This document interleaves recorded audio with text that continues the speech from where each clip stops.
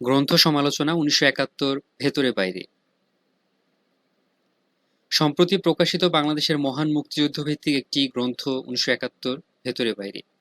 গ্রন্থটির রচয়িতা মুক্তিযুদ্ধের উপ-প্রধান সেনাপতি, বাংলাদেশ বিমান বাহিনীর প্রাক্তন প্রধান, সেক্টর কমান্ডার্স ফোরাম এর সভাপতি এবং মহাজোট সরকারের প্রাক্তন পরিকল্পনামন্ত্রী এয়ার ভাইস মার্শাল অবসরপ্রাপ্ত এ কে খন্দকার বীরুত্তম। গ্রন্থটি প্রথমা প্রকাশন ঢাকা থেকে ২০১৪ সালের আগস্ট মাসে প্রথম প্রকাশিত হয়। এ কে খন্দকার মহান মুক্তিযুদ্ধের ৪২ বছর পরে এসে কেন এই বই লিখছেন সে সম্পর্কে আত্মপক্ষ সমর্থন করে বলেছেন, আমি এই বই লেখার জন্য উদ্বুদ্ধ হয়েছি মূলত তরুণ প্রজন্মের ইতিহাস জানার আগ্রহ থেকে। তারা মুক্তিযুদ্ধের ইতিহাস জানতে চায়, অথচ সঠিক ও নির্ভরযোগ্য তথ্যের অভাবে তারা বিভ্রান্তিতে পড়ে যাচ্ছে। সত্য ও মিথ্যাকে তারা আলাদা করতে পারছে না। আমার এই বই তাদের জন্য। পৃষ্ঠা ১১। খন্দকার সাহেব তরুণ প্রজন্মকে মুক্তিযুদ্ধের সঠিক ইতিহাস জানানোর জন্য তার বইতে যেসব তথ্য পরিবেশন করেছেন তা বিতর্কিত, বিভ্রান্তিকর এবং স্ববিরোধিতা এবং অপ্রাসঙ্গিকতায় ভরপুর। তিনি এই গ্রন্থে বঙ্গবন্ধু ৭ মার্চের ভাষণ, মুক্তিযুদ্ধ, মুক্তিযুদ্ধ চলাকালীন রাজনৈতিক সিদ্ধান্ত, মুক্তিযোদ্ধাদের নিয়ে বিতর্কিত ও মনগড়া তথ্য দিয়েছেন। তিনি এই বইতে এমন কিছু মন্তব্য করেছেন যা মুক্তিযুদ্ধকালের অনেকগুলো বিষয়কে বিতর্কিত করে তুলেছে। এদের মধ্যে রয়েছে আওয়ামী লীগ, বঙ্গবন্ধু শেখ মুজিবুর রহমান, মুজিবনগর সরকার, জেনারেল ওসমানী, মুজিব বাহিনী, মেজর খালেদ মোশাররফ, মেজর শফিউল্লাহ, ভারতীয় মিত্রবাহিনী, সাধারণ মুক্তি বাহিনী, ভারত সরকার সহ আরও অনেকে। এই বইতে তিনি পাকিস্তানি সামরিক ক্ষমতার সম্পর্কে বেশ উচ্চ ধারণা পোষণ করেছেন। তার চিন্তায় আধিপত্য বিস্তার করেছিল পাকিস্তানি বাহিনী। এ গ্রন্থে এ কে খন্দকারের সবচেয়ে বিতর্কিত মন্তব্য হলো এই যে, বঙ্গবন্ধু ৭ মার্চের ভাষণ শেষ করেছিলেন জয় পাকিস্তান বলে। তার এই মন্তব্যটি হচ্ছে সবচেয়ে আপত্তিকর। যদিও তিনি দ্বিতীয় সংস্করণে কিছুটা সংশোধন করে বলেছেন জয় বাংলা, জয় পাকিস্তান। এছাড়া তিনি আরও যেসব মন্তব্য করেছেন সেগুলো তিনি মনে করেন রাজনৈতিক নেতৃত্ব সেনাবাহিনীকে নির্দেশনা না দেওয়ার ফলে স্বাধীনতা যুদ্ধে অধিক সময়ক্ষেপণ হয়েছে এবং তা বহু লোকের মৃত্যুর কারণ হয়েছে। খ, তিনি মনে করেন বঙ্গবন্ধু পাকিস্তানিদের হাতে ধরা না দিয়ে যুদ্ধে অংশগ্রহণ করা উচিত ছিল। গ, অসহযোগ আন্দোলনে রাজনৈতিক নেতারা মোটামুটি সফল হয়েছিলেন। তার এই মন্তব্য ইতিহাসের সঙ্গে সাংঘর্ষিক। ঘ, তিনি অভিমত ব্যক্ত করেন যে বাংলাদেশকে স্বাধীন করবার জন্য বঙ্গবন্ধুর কোনো প্রস্তুতি ছিল না, থাকলে অনেক আগেই দেশ স্বাধীন হয়ে যেত। ও, স্বাধীনতার ঘোষণা সম্পর্কে তিনি বলেন বঙ্গবন্ধু স্বাধীনতার ঘোষণা দেননি এবং টেকনিক্যাল বিষয়টি পর্যালোচনা করলেও তা সম্ভব নয়। চ, তিনি দাবি করেন মুক্তিযুদ্ধের রাজনৈতিক নেতৃত্ব কোনো প্রস্তুতি নেয়নি। প্রায় সমগ্র বইটিতে নানা ঘটনার মধ্য দিয়ে তিনি এই বিষয়টি বোঝাতে চেয়েছেন। ছ, তিনি মনে করেন শেখ মুজিব স্বাধীনতা চাননি, তাই ২৫ মার্চ রাতে তাজউদ্দিনের চাপাচাপি সত্ত্বেও স্বাধীনতা ঘোষণা করেননি। জ, এই বইতে তিনি তথ্য প্রমাণ দিয়ে প্রতিষ্ঠা করতে চেয়েছেন যে ২৫ মার্চ রাতে গ্রেফতার হওয়ার আগে বঙ্গবন্ধু কোনো আদেশ, নির্দেশ বা উপদেশ দেননি, পরিষ্কারভাবে ভবিষ্যৎ করণীয় সম্পর্কে কিছু বলেননি। তিনি অভিযোগ তুলেছেন এই বলে যে সাধারণ মানুষের মতো বঙ্গবন্ধুও কিছু ভুল করেছিলেন। সংকটকালীন বা ক্রান্তিকালীন সময়ে তিনি নির্দেশ দিতে পারেননি। তিনি গ্রেফতার হলে কে নেতৃত্ব দেবেন তা তিনি বলে যাননি। ফলে নেতৃত্ব দেওয়ার মতো কেউ ছিল না। ঠিক সময়ে যুদ্ধ শুরু করা যায়নি। তিনি আরও দাবি করেছেন বঙ্গবন্ধু গ্রেফতার না হলে ক্ষয়ক্ষতি কম হতো, সাধারণ মানুষ ও সেনা পুলিশদের এত জীবন দিতে হতো না, মুক্তিযুদ্ধের বিজয়ে কম সময় লাগত। পরবর্তীতে সময়ে সময়ে জন্ম নেয়া অনেক বিভেদ ও অবিশ্বাসকে অঙ্কুরে বিনষ্ট করা যেত। ১৯৭১ ভেতরে বাইরে পাঠ করলে লেখকের অনেক ব্যর্থতাও চোখে পড়ে, সেগুলো তুলে ধরা হলো। ক, খন্দকার সাহেবের প্রধান ব্যর্থতা এই যে তিনি বাংলাদেশের মহান মুক্তিযুদ্ধের স্বরূপ অনুধাবন করতে ব্যর্থ হয়েছেন। বাংলাদেশের মুক্তিযুদ্ধ যে যথার্থ অর্থেই একটি জনযুদ্ধ ছিল তা তিনি অনুধাবন করতে ব্যর্থ হয়েছেন।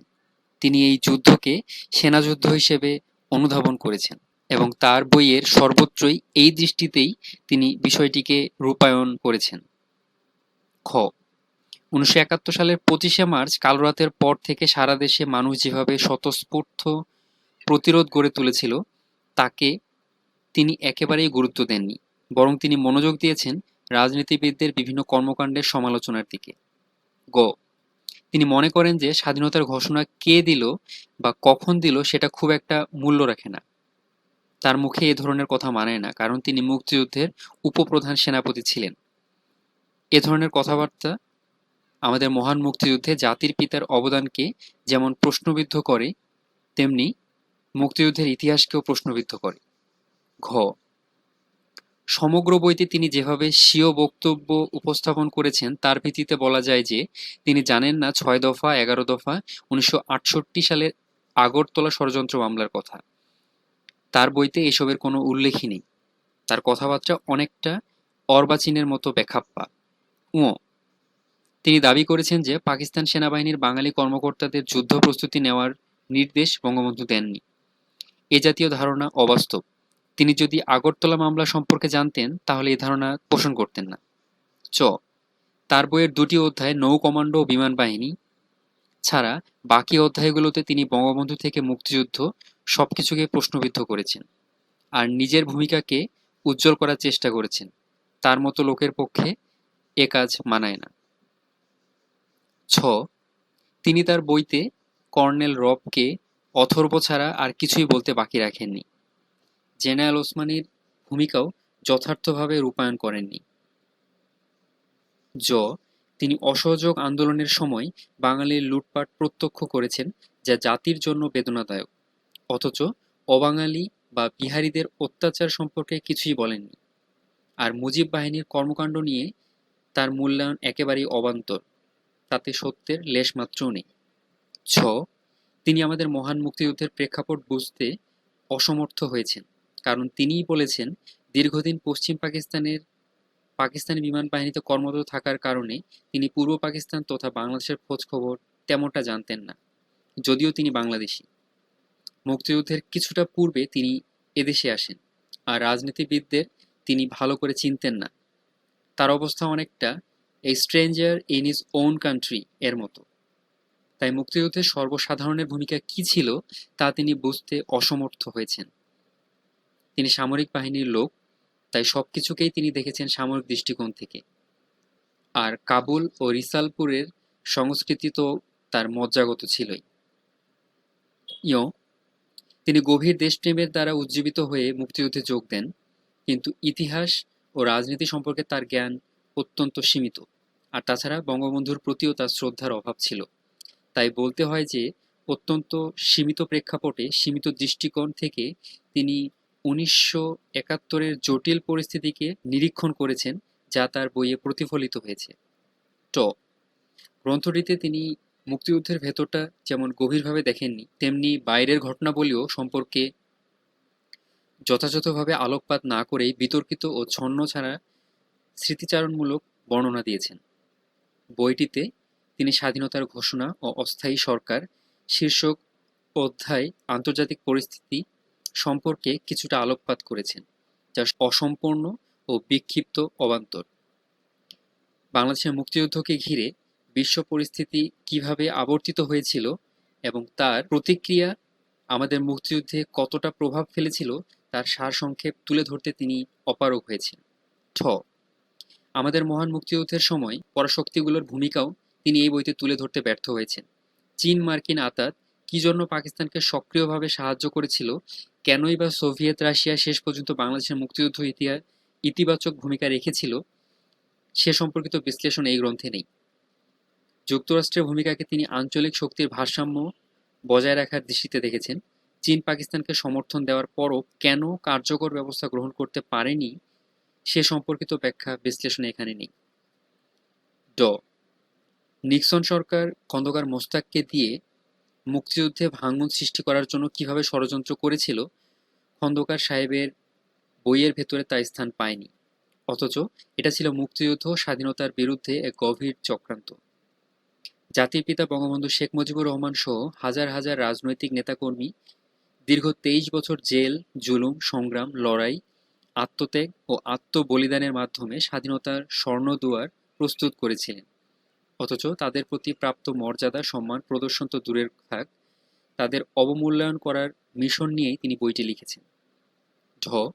বইটিতে তিনি প্রতিবেশী ভারতের অসামান্য অবদানকে সামরিক ও কূটনৈতিক ক্ষেত্রে অবমাননা করেছেন। এক্ষেত্রে ১৯৭১ ভেতরে বাইরে বইতে যেসব বক্তব্য তুলে ধরা হয়েছে তার সবই নেতিবাচক। প্রচণ্ড বৈরী শক্তির মোকাবিলা করেই বাংলাদেশ সরকারকে স্বাধীনতার লক্ষ্যে এগিয়ে যেতে হয়েছে। অথচ এই বইতে তার উল্লেখ নেই, বিশ্লেষণ নেই। একে খন্দকারের পুরো বই ঘেঁটে বাঙালিদের প্রতি তার সহমর্মিতার চিত্র কোথাও পাওয়া যায় না। বিহারীদের হাতে সারা বাংলাদেশে যে হাজার হাজার নিরীহ বাঙালি নিহত হলো, মুক্তিযুদ্ধের ৯ মাস ধরে খন্দকার সাহেব সে খবর পাননি। এছাড়া রক্তপিপাসু পাকিস্তানি হায়নাদের ৯ মাসব্যাপী নারকীয় হত্যাকাণ্ডের উল্লেখও তার বইয়ে নেই। আছে কেবল ২৭ মার্চ কারফিউ শিথিল করা হলে নিজের স্ত্রী ও সন্তানদের বিমানবাহিনীর গাড়িতে করে আজিমপুর থেকে ক্যান্টনমেন্টে নিয়ে যাওয়ার সময় পথে ঘাটে পড়ে থাকা ২৫শে মার্চ রাতে গণহত্যার শিকার হাজারো লাশের কথা। একে খন্দকার তার বইয়ে রাজনীতিবিদদের কর্মকাণ্ডের যথার্থ মূল্যায়ন করেননি। এর বিপরীতে তিনি অবমূল্যায়নের দিকে অগ্রসর হয়ে মুক্তিযুদ্ধকে প্রশ্নবিদ্ধ করে তুলেছেন। তার কাছে জাতির প্রত্যাশা থাকবে তিনি তার বিতর্কিত মন্তব্যগুলো প্রত্যাহার করবেন এবং যথার্থ ইতিহাস রচনার প্রবৃত্ত হবেন।